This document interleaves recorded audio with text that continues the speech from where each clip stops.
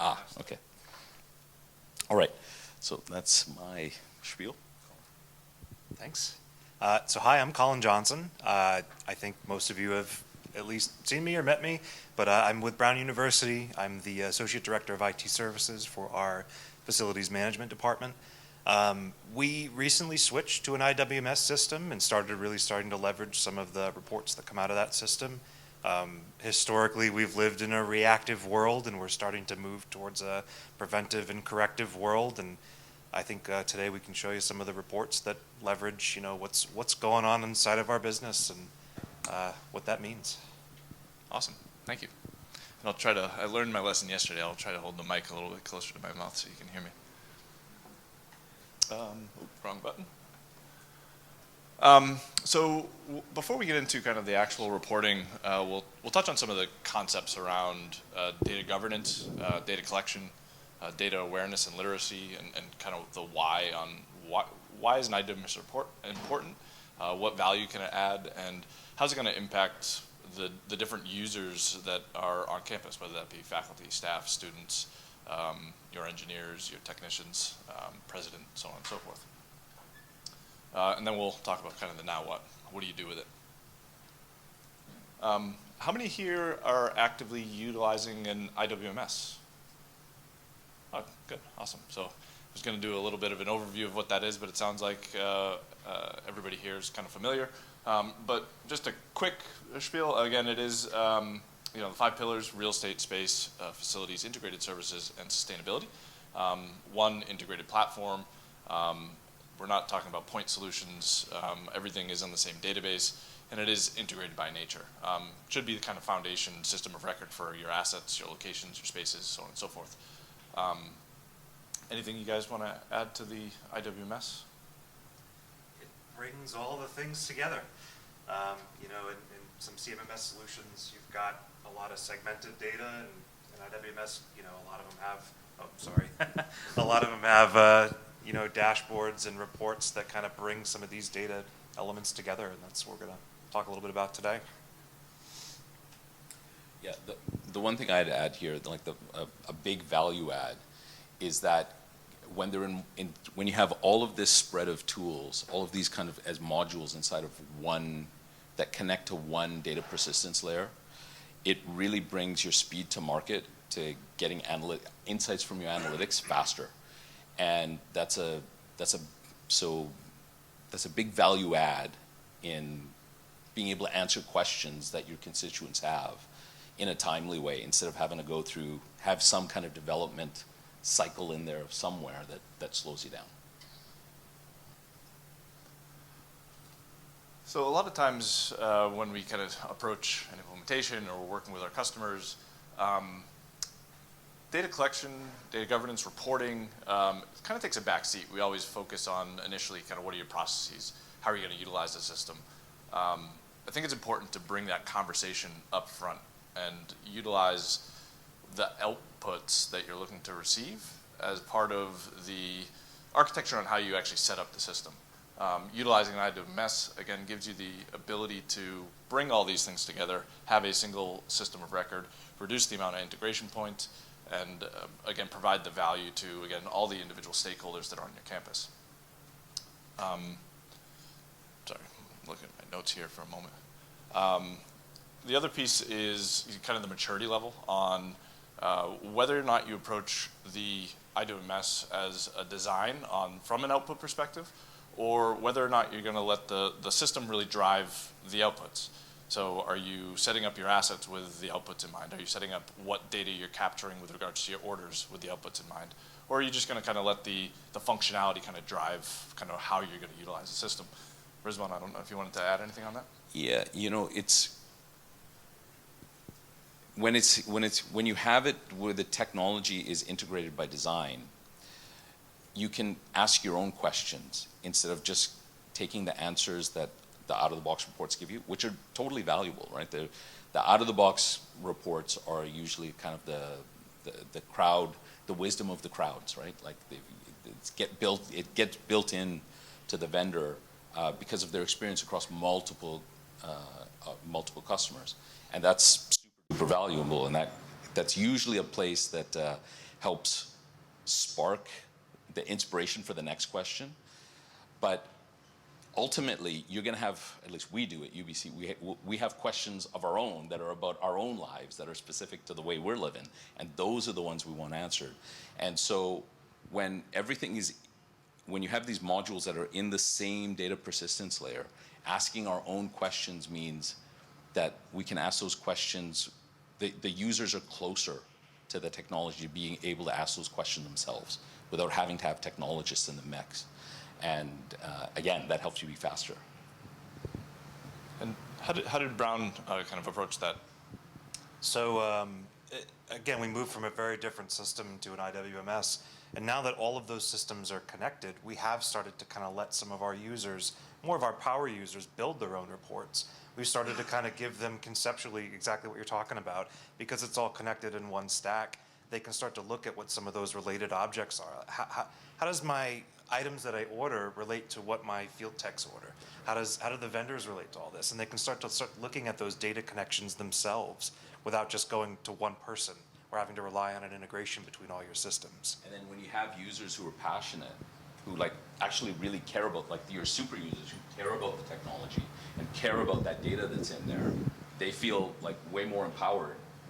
They don't need me. They can go in and use the tools that are there, that a little bit of point and click, and they can get some answers, which can be, I don't know about the culture in your institutions, but that can be like a game changer for folks, right? Where they just had a question that they needed answered, and instead of having an email chain that goes on for 3 weeks, they spent an afternoon pointing and clicking and figuring out, and they could get what they needed so that they could get to the next step to actually make things a little better, right? So, About empowering the end users, right? Giving them the information as opposed to having them ask for it. That's definitely a recurring theme. We've maybe identified 4 or 5 people within our organization in different departments, and I think they understand the data better, which kind of leads to more investment in the data as well. that's right. When they know how everything kind of fits together, they know that they can pull in these data elements and create reports themselves. They know that there's a little bit more attention that has to go into the level of detail. Awesome. So, Rizwan, you mentioned kind of integrations and kind of how that kind of interacts with the reporting. The IWMS itself is the system of record for certain items, assets, locations, etc. But the core of the system, people, it's going to come from your ERP, Workday, or your source of record, Active Directory. Organizational units, that's going to come from, again, your ERP. If the information in the IWMS doesn't match what people are used to seeing, again, you're diluting the value of the reporting, right? If you present a report and the organizational units don't match up to the latest reorganization, again, you're impacting the validity of that data. So the IWMS should be an integrated piece. It should be kind of a central hub. It relies on other data processes with Workday, whether that be purchasing, financials, GLs, et cetera. And that all kind of ties into setting the system up for success from a reporting perspective, whether that be in the IWMS, externally in a Power BI tool like Power BI or Tableau, or in the external system. Rizwan, did you want to build on that at all? Yeah, so this is where, our IWMS is part of a portfolio of enterprise applications that we have that are, maybe about half a dozen, a little bit more. And they're all kind of their own little universe, right? They all have their kind of core constituents. Your ERP, that's going to be your HR folks and your central finance, and that's their life. They live in that. But they need to know what physical spaces that financial perspective and those people belong to there, right? And so those integration points, we've gone through a lot of work at UBC about figuring out where do we need those things to be integrated so it's just kind of seamless, and technology facilitates all that. But those integration points tend to be that they're expensive to get up and running, and they take a special kind of dynamic to keep them alive, right? But there's more connections that our users want to have across these different enterprise stacks these different enterprise apps. For us, we have Workday for our ERP, we have ArcGIS for our geospatial conceptual layout of the physical of the whole campus, and there's a few others we've got in there.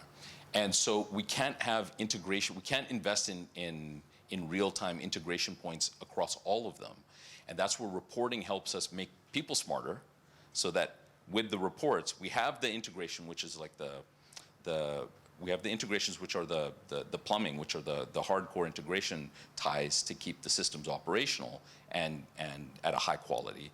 But then people need more kind of integration points that are data points, so that then when they're looking at a screen in Workday and then looking at a screen in our Planon IWS, that they can make sense of what those things mean and figure out, make some kind of more strategic or high-level tactical decisions. And so that's where reporting comes in as another layer for being able to integrate, but at the people level, so that people can get insights that cross those individual enterprise tools, and maybe even more down into more kind of localized tools that you have.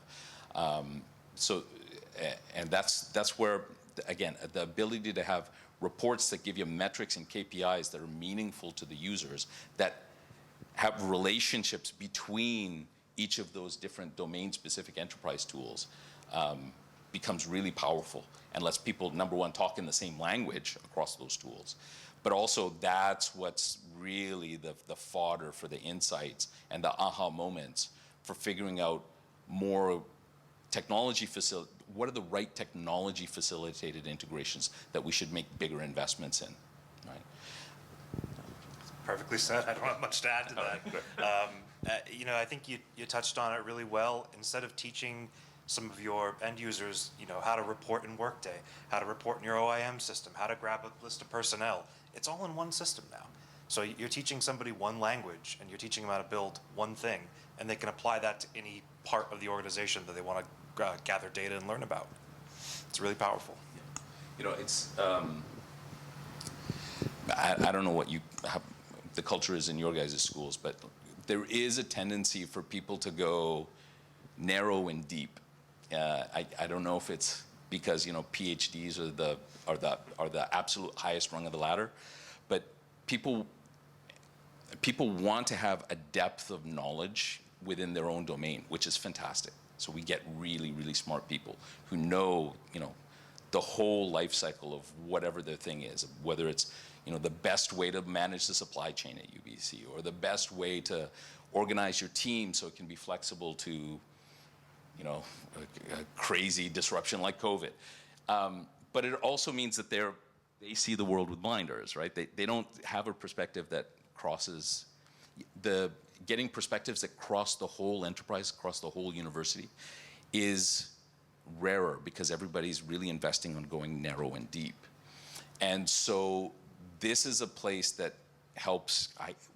We get a lot of aha moments when we go through this exercise, because it helps people understand that, the HR people, they're looking for the same kind of KPI that the facilities management people are. So that, there's some metric about how you're managing a building that's the same as the HR people are having about how to manage the teams. And they're like, oh, you that's important to you too? It's like, yeah, it is. Oh, okay. Well, that is an inspiration to how technology can facilitate something further down the line. And it's like getting that same common vocabulary has been very powerful for us. Yeah.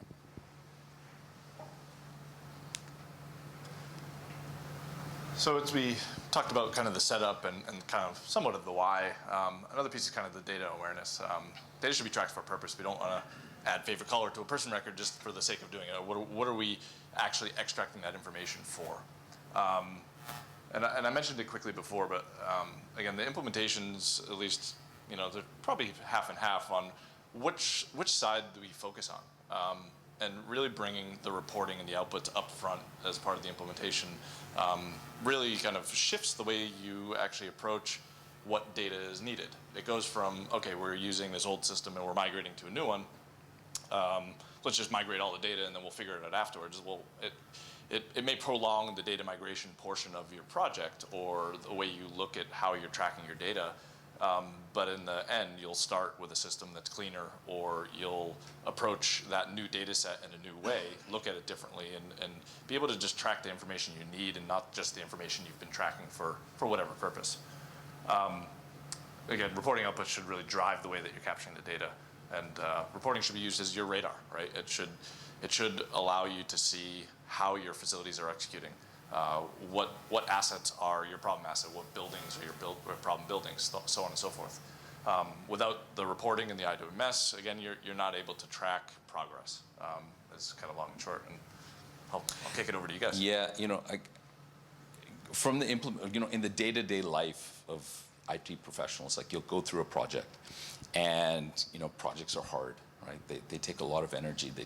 They inevitably take more resources, whether it be in time, money, material, whatever. They take more than you expected, right? And so when you get to the end, you're like scrambling, and it's like, this thing has gone so long, and like I've spent so much more money. What can we do to like make it shorter, right? And you always cut reporting. Like reporting is always at the very bottom, and that's a place where you're like, listen, we've already we're way too deep into this thing. We just got to get it out the door, and then we'll think about it later, right?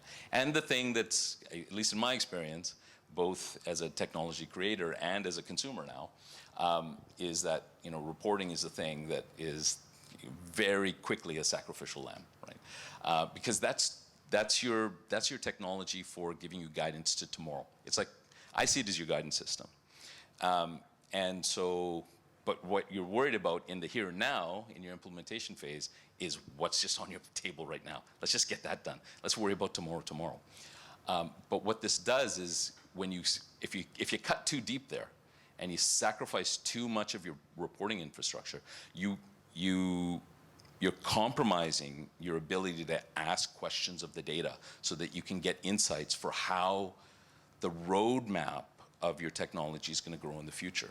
And that is, that helps you right now, but that really hurts you in the future.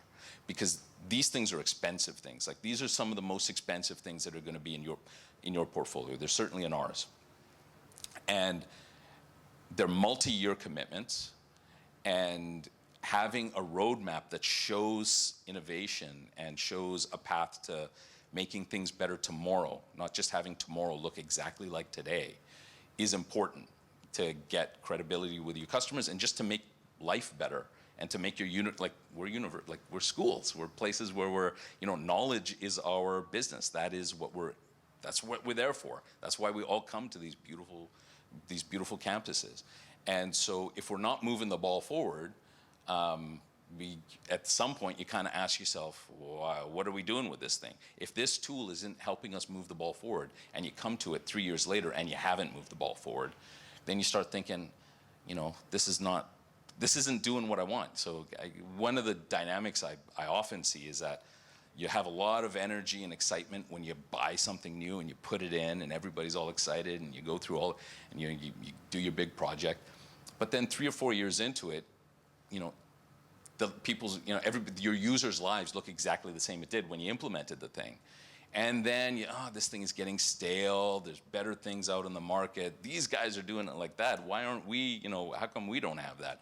How come we don't have, hoteling and dynamic workspace management and all of this kind of stuff? But it's not the technology's fault. You have it all there, but you just didn't have all the parts to let you take those next steps. And then you throw the thing out and you start fresh. Well, that's a very expensive way to live, right? Whereas if you just had a little bit more gumption in your reporting, so that you could ask the data more questions, the questions that you care about, that really gives you again that inspiration for moving the technology forward. And that's kind of what you do. That's why having a reporting infrastructure is kind of strategically very important, especially in these big ticket items that you got. Again, you nailed it. I think back to our implementation of our IWMS, and in our original project plan, reporting was this big multi-month build out with each of the teams to figure out core reports and what some of the dashboards were going to look like. And then in early 2020, something happened, and COVID hit us, which, no one expected. We're all working from home, and we had to keep this thing rolling. And we were able to leverage some of our team members. We were able to get like a person from our space team and say, you understand this data better than anyone. Get in there and figure out what some of your core reports look like. Somebody from our operations team we were able to bring in. And it wasn't just like one person that we had to rely on who was our knowledge source for our dedicated reporting system, which is what we were moving away from. We had a dedicated Apex-based reporting system, which everything fed into, and now we had something that was in the tool. It was a little bit different, and the pandemic was hard enough as it was. I can't imagine having to spin up an entire new reporting system when all the data was already there at your fingertips. And you would have needed more people to get it. You wouldn't have just needed more technology, you would have needed more people, right? And in these big organizations, like in universities, like we have bureaucracies, right? We have teams who are meant to do specific things. It's not a bad thing, it's how we're organized. But it does mean that when you bring another team in, you're gonna be slower, right? And when COVID hits, slow equals bad, right? Equals really bad. Slow equals the campus is closed for longer, right? And so the speed matters. The speed really matters.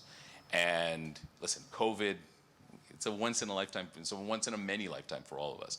But it is like the supernova example of things that we all go through every 3 to 5 years. Something like that happens on campus, in the university, in our lives, that shakes you. And when those things happen, your ability to be fast is the thing that, number one, keeps the university running, but also that's the thing that builds people's trusts in IT, so that they come to you with their hopes and dreams for more features. And when we're super slow, that trust is a little bit more challenged. So we've talked a lot about kind of how do we get there, and what those values are. But kind of what does your data mean, and how do you kind of interpret it, right? We talked about it being the radar, and how do we kind of make connections from how you've historically been doing things to how you need to change. The numbers need context. I think about kind of, again, as I've been working with higher ed for about 5 years now, I've understand that there are silos: residential housing, there's building operations, there's energy, there's these different silos, and comparing the data across these silos can be valuable in some situations, but knowing when those are and not comparing, let's say a ticket that's submitted in residential versus a facilities ticket. Again, the timings are going to be different. The expectations around turnaround and SLAs are going to be different. So kind of knowing when to slice and dice your data in what specific use cases is a very important thing. It should help you make informed decisions. I think we have a screenshot of a BMS dashboard that we'll kind of bring up in a minute. I'll let Colin speak to that. But looking at, we have an integration with their BMS system, and looking at, okay, what are the top 10 alarms that I receive on a monthly basis? Why are we always getting this type of alarm? Or why is this type of ticket always being submitted in this building? So again, being able to look at those trends over time, and again, make those informed decisions. And again, I think the last part here, being a critical thinker, be curious. What else can I look at? There's so much information that we're capturing, especially as we start to move into sensors for utilization and occupancy, and whether that impacts cleaning. COVID, of course, are we maxed out on occupancy for a specific space? Again, there's just so much there, and parsing what it means. And Colin, I don't know if you have anything you want to kind of add to that being a critical thinker and being curious. How does Brown approach that? So Brown has historically lived in a reactive world. And we've kind of moved, I see Peter laughing in the audience. He gets that more than anyone probably. So in the past, it's been, let's get it done, let's react to what's coming in, and we're starting to move more towards a preventive and corrective world. And starting to have some of these insights right as you log into a tool without having to go and actually run this. Like the BAS is a great example. What BAS alarms are alarming? What endpoints are giving us the most problems? What buildings are generating the same tickets over and over again? People look at that and people run those reports, but to have that kind of stuff ready for you as soon as you log in, I mean, we have plenty of examples of, Stephanie, who's in the audience, builds a lot of our dashboards, and she's been able to give people kind of what they would normally run as a report through our IWMS just right when they log in. They log in and they click on this and see, okay, here's all our open purchase orders. They don't have to go and reactively grab that data. They're being proactive about, we know we have this many open, we need to triage this.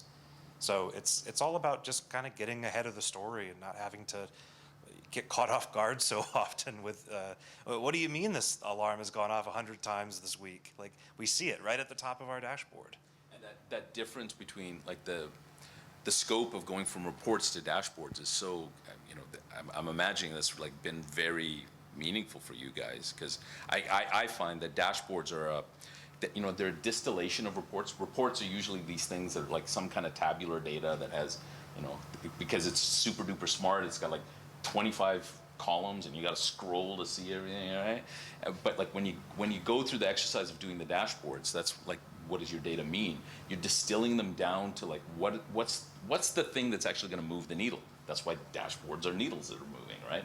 And so you find a metric that matters to everybody, that on a glance that you can put up on a screen as you walk in the door.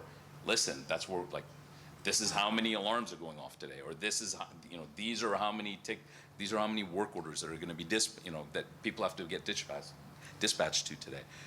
When you distill it down to that number, that comes to that, because you're creating common language there, right? When you get it down to those KPIs, those are the things that everybody that's what you all talk about together at lunch.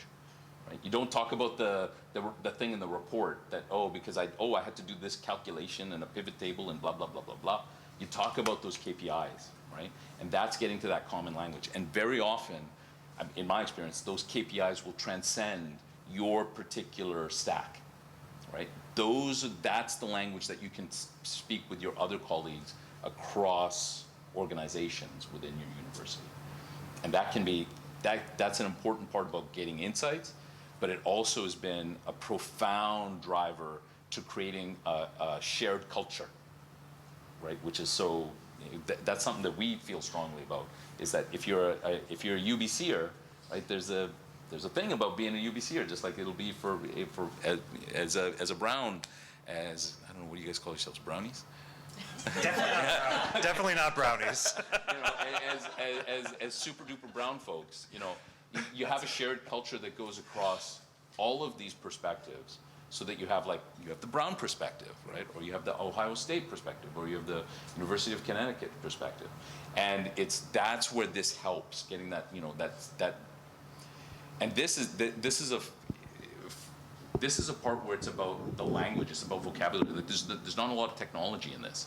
You're just figuring out what are the right terms of reference that we all share as people together in this school. And reports, sometimes we get caught up in, are we doing SQL? Are we having kind of less formal metadata so it's more fungible so that we can compose these reports? And we get caught in some of those technology bits and pieces. But the very first thing is making sure that your vocabulary is the same. And when you get that right, then all the other stuff kind of flows easier. I didn't bring my phone up. How are we doing on time? 26 minutes? Perfect. Awesome. 28 minutes? Wednesday morning. I'm losing track of everything, Colin. So I think a lot of these things, this is kind of just my least favorite type of slide with a ton of text, but the why. And there's kind of almost no way to avoid it. I mean, there's a lot of reasons why reporting should be kind of front of mind and the kind of primary output of the IWMS.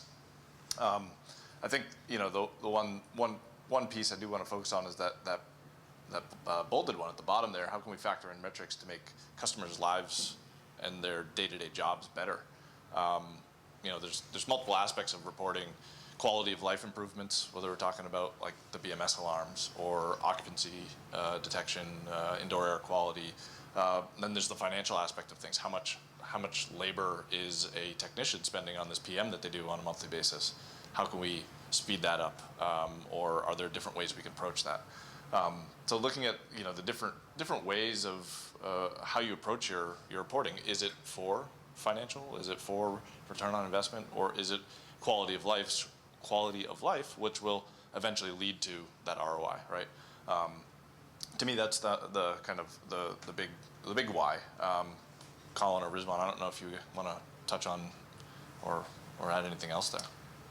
Quality of life. It's automating things that you would have had to manually have somebody run. I mean, if somebody's going to run the same thing every week, make them a dashboard, make them a report that's scheduled. And that's one of the things that we've been, we're just scratching the surface, I feel like sometimes, but at least, having a central location of that data makes it possible. Kind of in the rubric of this reporting stuff and the insights that we're trying to get from these reports, I kind of see it as, we kind of break it up into three things. So you have the front line, so the people who are doing the work. How can we make their lives better so that they can be great at their jobs, right? And so those are insights that are about quality of life. Like, how do we make it? So is there something that we can do that the data can tell us about why they have to visit the site 3 times in order to fix a leaky faucet, right? Is it something that is there something that's not in the shop, right? Is there something that's not in the store that they need? And the data can help you uncover that, right? Ad hoc stories they'll tell you, but all too often they will be ad hoc. They'll be like one story from one guy, right? But the data can tell you these general trends, and that can tell you when you take action where your action can have the biggest benefit. Then you'll have like the more kind of tactical, the everyday planning how how your operations go maybe on a weekly or monthly basis, and then finally the kind of the strategic level. But it's these are things that are about the data. You're not making features in your technology. You need data to get in front of the right set of eyes so that they can know the truth of what's happening in the real world. And that's the point of the reports. We all have our opinions about how things are working, which are very valuable, right? Like we have these jobs because we have experience, and we bring that experience and that knowledge and that discretion to bear in the decisions we make. But we're not perfect. We're human beings, and the reports help us see the broader context of the truth of the reality of what's happening, and so that makes your decisions just way better. It's your standard data-driven decision pitch, but it is true. It is true, because sometimes when you just leave it to that SME, that one guy who knows how all the air handlers work, in your most complicated building, yes, he's fantastic and you need him, and he knows exactly how to tune and make that building hum. But the data may show him something, help him connect some dots that just in his regular day-to-day life that he's been living for 15 years, that he just hasn't connected. And the data will show him, right? He's smart enough, he will see it. But you got to show him the data so he can connect those extra dots.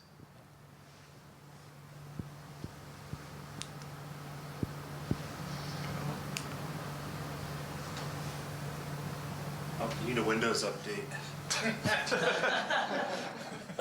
Not even kidding.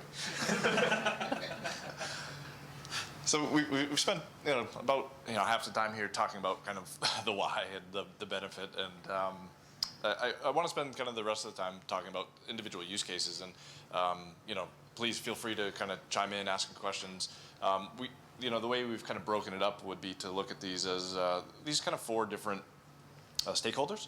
So we have our customers, faculty, students, researchers, the people that are kind of interacting with your campus on a day-to-day basis. How can they benefit from the IWMS?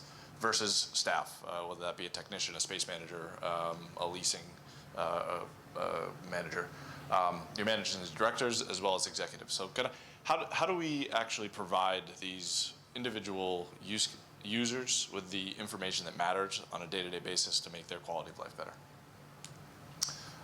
So I'll kind of start off here with kind of a customer use case.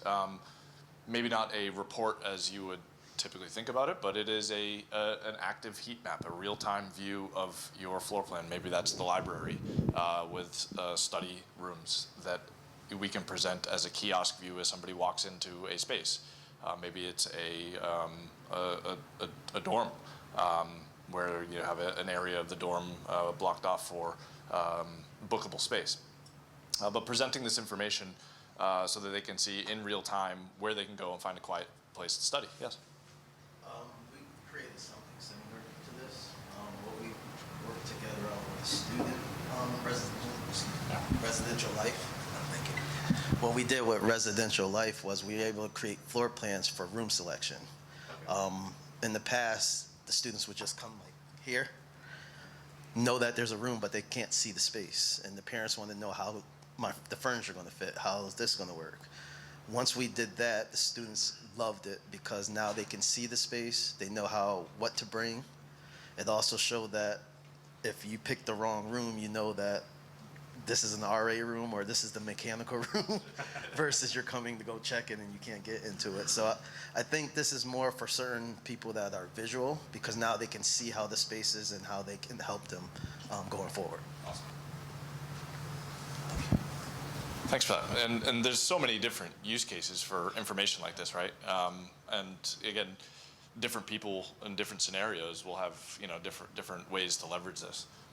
The other part to this on the right hand side is indoor air quality. Am I entering a space that there was we're lucky today that this is a big open area. It's cool in here. We can tell it's probably hot outside. The air conditioner's running. We're probably doing all right. But if you're in a stuffy conference room with 15 people and you're going in to try to study or have another meeting right after, you can now select your space based off of a healthy environment, which is going to again foster that community there. And that was I don't know about your all's experience, but that became such a critical thing for us to get the university back open during COVID. Like everybody was asking us about air handlers and air exchange. Like all of a sudden, everybody was asking these questions, like these obscure questions about HVAC, and they care about it. And occupancy, right? It's like, oh, how many people are in that building? Oh, that's too many. People are going to be too close. And that was a huge part of us getting the campus back open and having people get the confidence to come back on campus because we needed them to be on campus because we built that campus for people, not to be empty. So so again, the thing that drove us, the thing that helped, the engine that helped get everybody back on, there were metrics. There were things that came out of reports. We didn't need to do some fancy fandangle thing where it would have been great if we didn't need to do an IoT thing where it's like if somebody walks in, then all of a sudden the fan speeds up or something. Those things would be fantastic. And when we can invest in those things, maybe I don't know. Maybe we will. Maybe they won't. Maybe they'll be like reports and they'll get cut at the end. But what did move the needle and helped us get there was just showing them a number, right? It's showing them that metric, showing them the report, and that was enough. That inspired confidence, and that's where sometimes that's where the value of reporting is affects your life. It's real life. It's not just some TPS report that's in the back corner. That really helped us. That helped us get people back on campus. Yeah, Well said. Colin, do you want to touch on some of the customer reports that you guys are providing? Sure. So these are actually a couple examples. The left one here is a dashboard that we built for some of we call them facilities partners. And these facilities partners, they create work orders all the time. A lot of them do what's called sold service, where we come out and perform something that's outside of the scope of traditional maintenance. And a lot of times they want to see, some more specific information about their jobs. Who was on site? How long did they spend? What materials did they order? What cost center did you guys end up charging? Is it right? Does it match what's in our financial system? So again, I feel like we're just scratching the surface on some of this stuff. But they can log into our IWMS. They can go straight to their work order through either a time frame or a work order number or a building, and they can say, "Oh yeah, there's my order. It was Jose who came out and worked on it, and he was here for 3 hours. That sounds about right." So it's just kind of a level like customer service, giving people a little bit more info about what we're doing and why we charged them $1,500. And then this example on the right here, there's a mobile portion of our IWMS where we're starting to kind of publish out some of these reports to the mobile devices that our technicians all have. So these are just kind of the 4 first ones that we've made. This is relatively new at Brown. But our technicians out in the field, they can look up any of the work order history for a room. They can scan a space and see what work orders are out there. They can look at what their labor looked like for the last week. A lot of these guys work 8, 10, 12, 14 hours a day with a lot of overtime because we're so understaffed right now. I think everyone's kind of feeling like that, but you can't tell that story without reporting. These guys, you might hear them say, oh, there's nobody on our team. Everybody's calling out. I'm working so much overtime. And overtime's great, but it gets old. But being able to tell that story, you got to have reports. You got to be able to show like, yeah, our whole team's working 12 hours a day. Take a look at the charts. Even giving these guys real-time access to properties and spaces and all the floor plans on campus. We've done that before, but it's had its barriers of having to log in. Our IWMS keeps people logged in so they can see that time, for 30 days, they can just pull up a map real quickly. So it's, again, we're scratching the surface, but we're already providing like a lot of value just with the small things that we've built. Absolutely. And like even these things, like something like this, which is just a bunch of, strings and dates on a table. But I'm imagining like just getting at that, because it's transparency. You're getting it in front of more people, right? And as you get it in front of more people, people gain more trust. And then they depend on you more, right? And so when you go to them for like, let's expand, let's bring more technology to bear to facilitate how the campus works, so the campus is smarter, and that again, our quality of life, our quality of operations goes up. That they have trust, right? Because they can see it, they've experienced it. Maybe they haven't experienced features, but they see the reality of the issues we're trying to deal with. Are y'all, outside of, I don't remember your name from UConn, are all you guys doing anything of this sort with your current IWMS? And kind of, is this on your radar as far as providing with your customers more information? Or is that kind of, I'm just kind of curious as to kind of where people are in their journeys? Our facilities do something similar to what you guys are doing, and they do it with the iPads too, where they send something, and they use that where they can actually pull up the floor plan. So if they can't find the location, it's easier for them to get to the space. Perfect. These things are awesome. I mean, we take these for granted, but now we're starting to put these into the hands of all of our people, all of our technicians. And instead of them having to say, well, let me write that down, I'll look it up when I'm back in the office, they could say, what is the air quality in this room? Let me pull up the sensor. And we don't have sensors yet, but I could see a world where that's probably not that hard to implement. No, yeah, exactly. It's also like your users, they live that way in their day-to-day lives, right? Like in your, heck, like they're ordering Starbucks and Subways on the thing, right? But they can't do these things. So, but like, again, reporting is at the heart of that, because I'm going to venture to say that your first most successful mobile experiences will just be about dashboards. They'll be about getting metrics in front of people on their phone so that they can say, oh, it's this hot today, or there's this many people at school today, or in this lecture hall today. Just stuff like that, right? Low-hanging fruit that doesn't have a high technology bar to get up and running and in front of people, but the payoff and the uptake can be viral.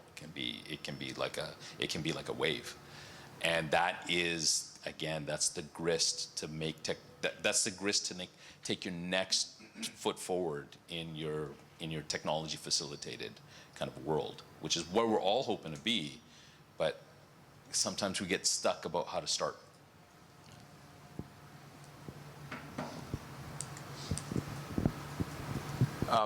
So shifting a little bit of a gear from kind of customers to more your back office staff, and again, different kind of user. How do your space managers interact with the system? So again, we have a myriad of ways to provide detailed spatial information, whether that's looking at the different net areas per building, average square feet or square meters per person, used capacity of meeting rooms as you're starting to capture, whether that be sensors or just reservations linking with your Outlook. The floor plan views of how is your space actually allocated, who's utilizing that space, whether that be mapped to specific PIs, what research they're doing. How are you capturing the different grants and function usage for indirect cost recovery? How how far are you on your survey for the year? So Colin has provided this my survey spaces by status. So as we're generating space surveys, we can track the individual statuses. I can log in and just see how are we doing on our 4-year survey. You want to add anything?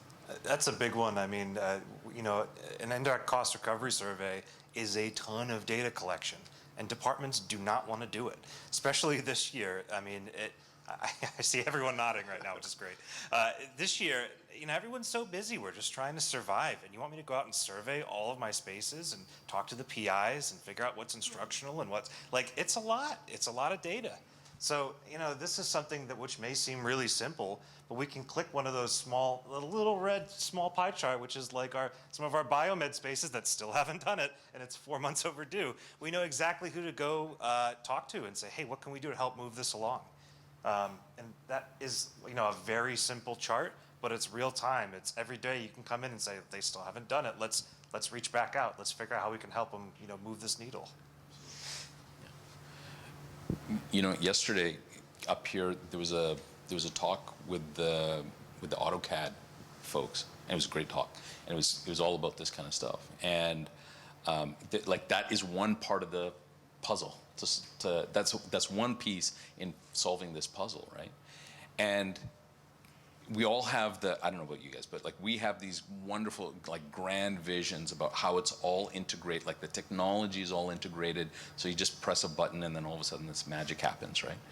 But that's pretty expensive, and that's taking 37 steps to make that one aha moment happen. If you can do it with the data, right? You can do it with reporting and analytics, and you can do it cheaper and faster, so that when you actually go to the point where you're going to build the technology to do it, you're spending it on the right feature. You're not guessing at what that feature should do. And so you could, this stuff plus your drawing repository, you find reports that overlap, and all of a sudden you got the light bulbs, or you can see the light bulb on top of people's heads, right? And it's that's really and that's where the energy and all the passion comes from moving the technology forward.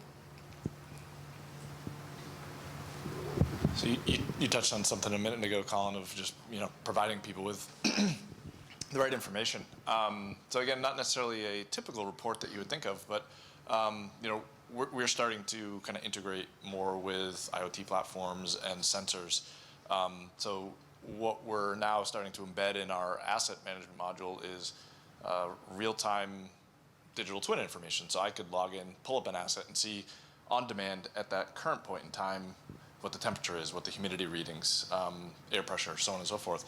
So as you have all these connected devices in your new buildings, or as you're retrofitting old buildings, we can start to connect to those things and provide technicians on the fly, on the go, real-time information, whether that be a trend or a specific point in time on, okay, I'm going to address this air handler.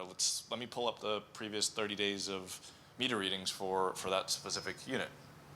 So again, just giving people the appropriate information in real time on a mobile device, ideally, to just make better decisions. But this kind of stuff makes your techs smarter, yeah. Right? Like that, right? Makes your worst tech smarter. And yes, we have these wonderful stories about IoT, and IoT has these very lofty ambitions and kind of science fiction views of what today seem like science fiction views of what tomorrow's technology will be. But this is just by getting the right and truthful numbers in front of people. It doesn't really matter who the person is. Again, your worst tech is going to be better by knowing this. All of a sudden he's going to become the genius, right? And it's that's the power of the analytics and the reports. is like it's empowering it's like you're making the people better, and that is totally doable with the level of like where enterprise software is today across the whole portfolio, but particularly in this domain and in this facilities management domain.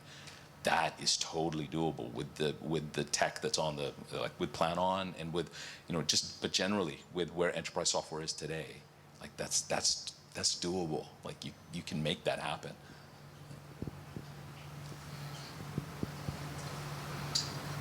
FM users, again, similar role to the last slide, but again, just feedback on service, whether that be surveys, requests by status, percent of orders within your SLA.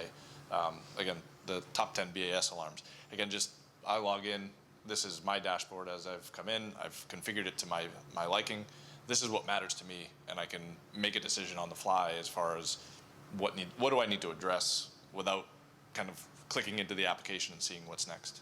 Colin, you want to? Yeah, this is again, what seems like a very simple dashboard. It's just 10 data points. But even the difference between our most, our worst data point and our best one, look, 80 orders have been generated in the last month for one of these points. And our folks on our BIS team who would normally have to go log into our building automation software, pull up that endpoint, pull up the database, compare the history, they can now go look at those work orders and say, okay, we sent a guy out 80 times to look at this, or he's gone in and he's reset something. Well, what's the history of this and why isn't it fixed? And that's like, again, short work. It's not like we're reinventing the wheel here. We're just showing people the data. It's simple. This is, I think, a big topic for everybody, energy and sustainability. Certainly not the system of record for this information, but we, as an IWMS, you do have the ability to load this information in, make decisions on it, leverage the application for projects. Again, just exposing the information in real time. I don't think either of y'all are leveraging the energy and sustainability at this point yet, right? Not yet. No, we actually just created a new sustainability database right before we went live with our IWMS. So eventually I want to tie them together, but eventually. Yeah, we have a suite of kind of, I'll call them point tools in our portfolio to support all of this, but we're still, it's early days. There's ideation happening as well as experiment. We have a bunch of stuff, like this type of data is inevitably, it's very time sensitive. There's a lot of time series data here. And so there's special tools to get insights out of time series data, right? You have to have some kind of probabilistic regression, right? Some like ML kind of tools around this so that you can do some trending and fill in gaps where the data is kind of got holes in it. And you need special tools for wrangling the data. But this is like hugely, like it's at UBC. This is one of our. It is one of our as a university. The sustainability goals are like top 3 in our strategic goals. Like that's moving the needle. Every time we spend big dollars, this perspective has to be taken into account, and we have to say how it's gonna help us meet our sustainability goals. I was telling the story yesterday about how like just before COVID happened, all the students, like, I'm going to call them kids. I shouldn't, like, they're all over, but they did whatever they did on social media and whatever they do, and they got to, like, I don't know how, but they got a deal, Amazon deal, like bulk discount on chalk, and like we're a big campus. We got like 250 buildings in our core academic area, and I'd say 40% of the buildings had been chalked up about stop using fossil fuels. Climate change is now. We need to affect the change now, not tomorrow. We don't need to talk about it. Like, they care so deeply about this. And quite frankly, I think all of us do now. Like, with the kind of life we've been leading and feeling these effects. So it is front and center. Like, everybody, it's not just a talking point anymore. People care about it. And we got to be, for us at UBC, we have to be way better and more sophisticated. And again, the data needs to lead us there, because we're kind of clueless about this. Like, we don't know what the truth of these dynamics are, and the data about how the buildings are operating and what the buildings are eating, like what are they consuming, and what are the buildings outputting, like what are they throwing away, is the key to figuring out what the right moves are to make. Not just to say, hey, listen, everybody just go, switch our fleet to all Teslas. Like that's probably the dumbest move we could make.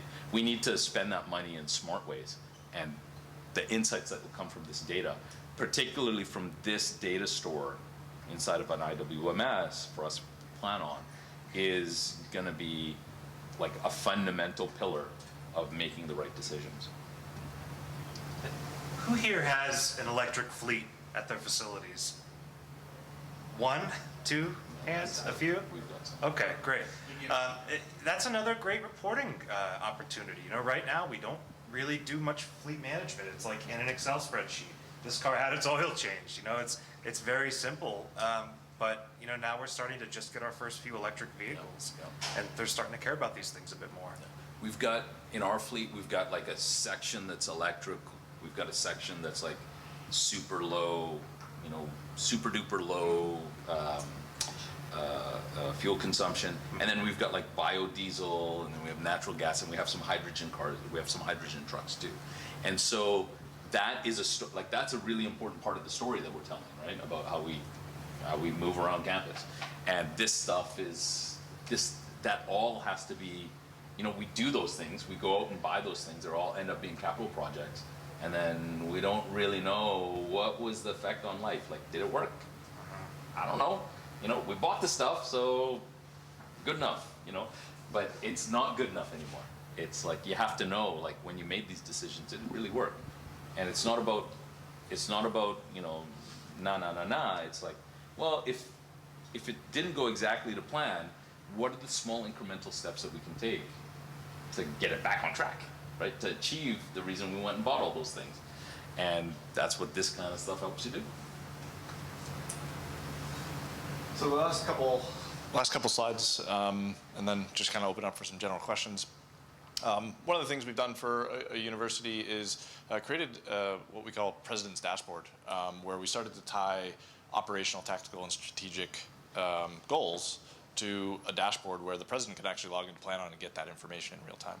So, there's a series of dashboards that are kind of outlined in, wrong button, outlined in the top right here, dollars spent towards strategic missions, distribution of resources across colleges. So just starting to align how they actually operate on a day-to-day basis to their strategic campus goals. And not all the reports directly lead up to from operational to tactical to strategic, but it gives them that full picture across the board of kind of how they're performing against the different mission statements that they've set up at their university. So again, customer satisfaction over time, maintenance budget over time, design and construction budget accuracy. So again, just presenting real information that the IWMS can capture, and maybe not viewable if you're looking at a specific dashboard that's geared towards a specific user, or an FM user versus a space user versus a real estate user, but really combining the entire IWMS to provide a insight for how their campus is actually running and how it's performing against their actual goals. Colin or Rizwan, I don't know if you guys want to add anything to that, or? We really haven't. I think we're still so early in our new reporting journey. Again, we moved away from a dedicated system to our IWMS. We haven't really started to scratch that presidential executive level dashboard yet. We're still like fighting for our lives, really still in the trenches of operations, and we're just getting out of this post-COVID world. How's our air quality doing? How did our HVAC changeover go? It's all still like very operational and life or death. But that is kind of our next step, is we want to start taking a step back and giving that information to some of our executive leaders who do ask for this stuff all the time. And every time it's a manual ask. Every time we're creating a map, we're creating a dashboard, we're putting something together, and it takes time and resources. So I'd love to have a page where I could just say, yeah, go log in here and let us know if you need anything else. I think that's coming, but it's a lot of resources. That's exactly right. But this is like high priority on my desk right now, because hybrid work, this is a really important part of getting hybrid work right, because everybody for us is confused about it, and we're trying things, but we don't know if they're right, and we've tried some things that weren't right. So we want to be smarter. And yes, like that whole solving that, figuring out how technology can help solve that problem. There will be, for me, I kind of feel there's going to be experimentation involved there. That's just going to be the name of this particular game. But I am also mindful that there's only so much runway that I can get with my constituents about how much experimentation I'm gonna force them to live through, right? And so stuff like this is gonna help me choose the right 3, max 4 experiments. And it's something we're really trying to figure out right now. It'll be some function of space utilization, temperature, there will be some cyclicality there, because like the academic calendar, when the kids are coming to school, when they're leaving, all that kind of stuff will kind of matter in this whole in that whole soup that we're trying to figure out for how to best use space. But like one thing we definitely know is that all of this wonderful built physical campus that we have, we're gonna have to radically rethink how we use it, because people aren't going to be there as much the way they were yesterday, right?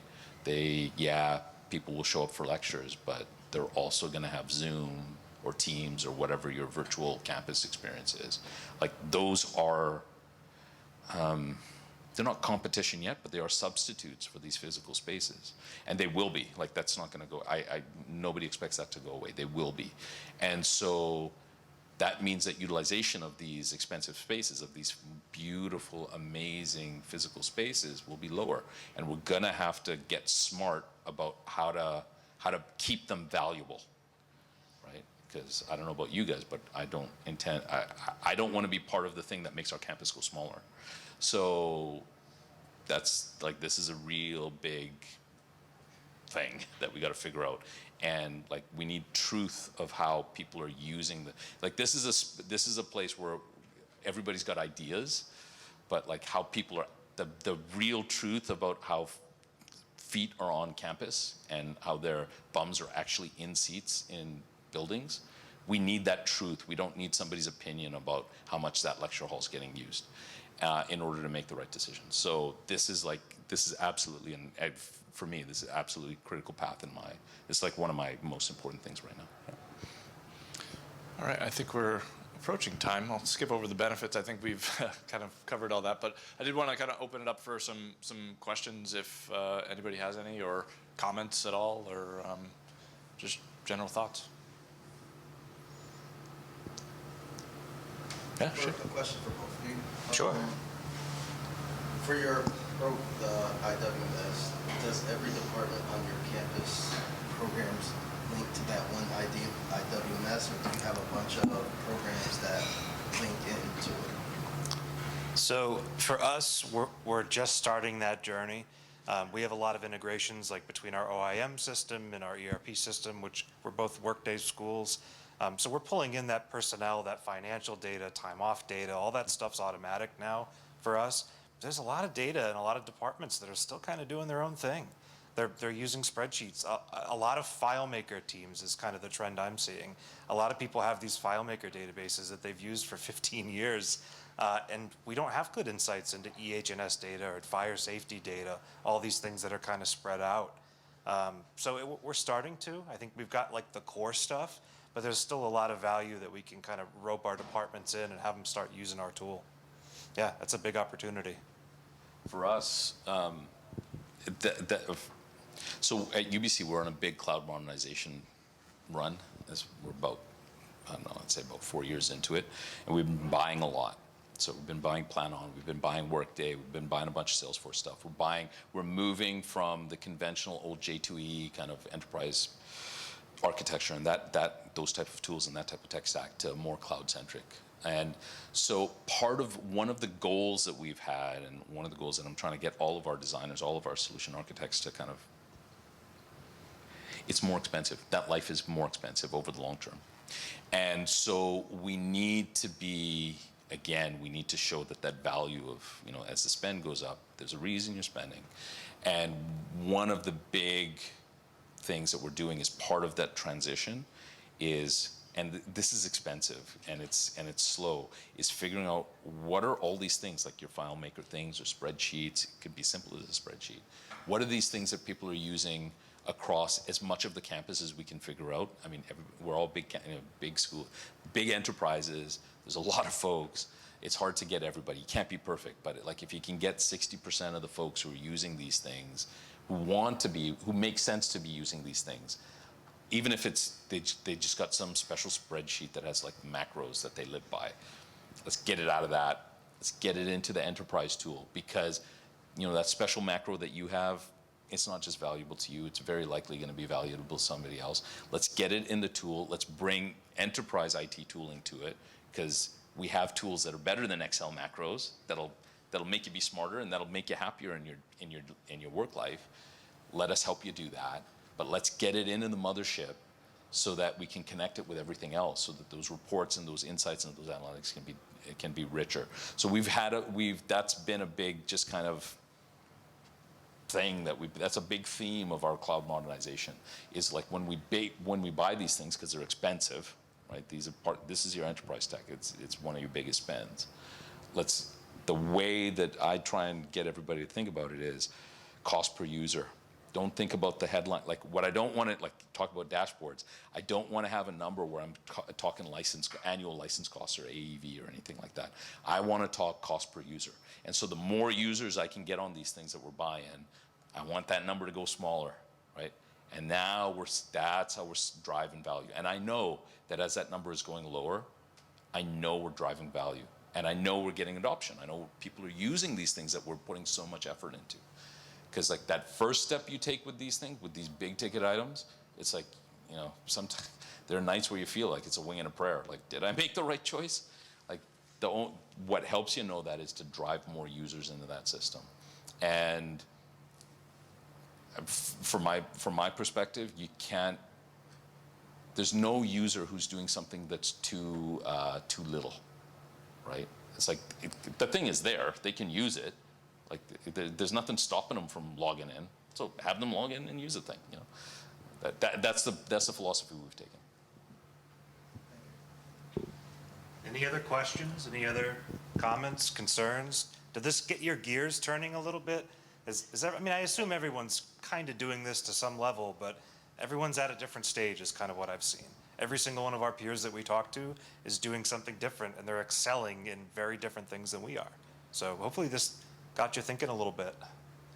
And the one thing from our experience around this is that you have integrations which are technology facilitated things, right? Like they're features, like you have a code base around that. And then you have reporting, which are tying these different systems together. And the reporting part can be like a cheap way to get those the integrations that people want up and running or effective to people faster. That's kind of because delivering some kind of code base that's doing, like we've invested most of our integration resources into integrating the financial perspective and the people perspective, so that all just happens and it's all the mesh is seamless. Like if we hire a new carpenter, he's just going to be there, right? Somebody doesn't have to go and type in John Smith twice and all these kind of those kind of things. We just want that to be part of that's just the environment, that's the context. But there are other integrations that are kind of maybe more functional that we don't know how big that audience, how big is the user base for that.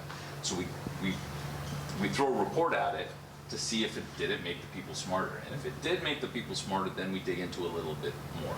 Now maybe we can use now maybe it's worth the push to put some technology on it to make it even smarter and more seamless. Well, thanks everybody for your time. Appreciate it.